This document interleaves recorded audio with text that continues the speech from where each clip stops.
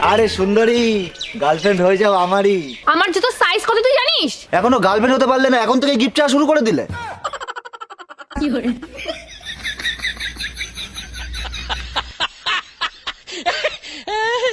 এ ভাই মনটা আজ ভালো নেই, চল মদ খাই। 100 টাকা দে। আমি পারবো না, আমি পারবো না। সারা জীবন ভিখারি থেকে যাবি। আবে সালে।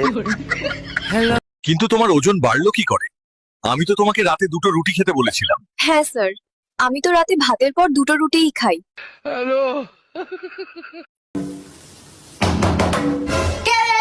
আমরা সেই গিল, দরজা খোলেন। দরজাকে খুলবো? আপনার সাথে কথা আছে। আপনারা কতজন আছেন? 3 জন। আপনারা নিজেরা কথা বলার সময় নেই।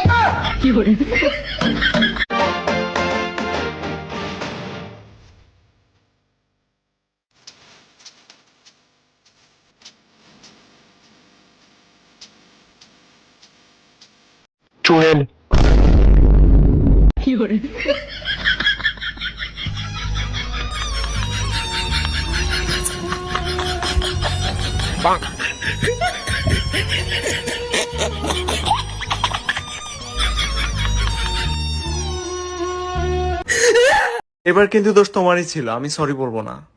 আমি তোমার না। তাহলে দোষও তো তোমারই, সরি বলো। সরি। আচ্ছা বউ, আমি মরে গেলে তুমি কি করবা? কেন? আমি আমার বোনের সাথে থাকবো।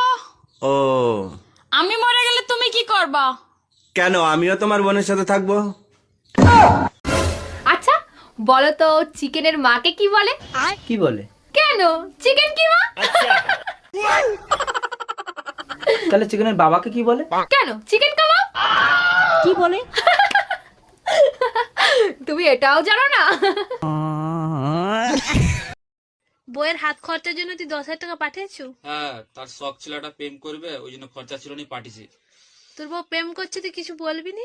ওই শখ তো স্বামী না পূরণ করতে পারে, তাহলে কিসের স্বামী আমি?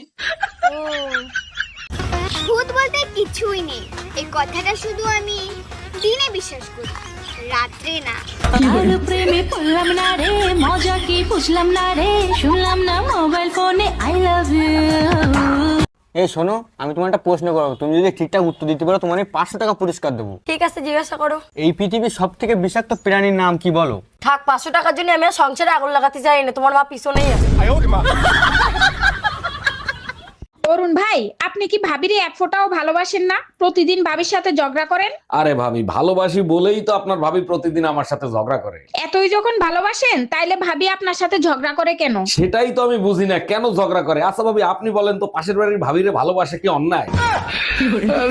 এই শোনো, হ্যাঁ বলো। আচ্ছা ভূতের চাইতে ভয়ঙ্কর কিছু আছে দুনিয়াতে? তুমি এক কাজ করো, মুখ ধুয়ে আয়নায় দেখো, দেখতে পাবা। আমি ভূতের কথা বলছি, পেতনি না। Bye bye, tata, good bye.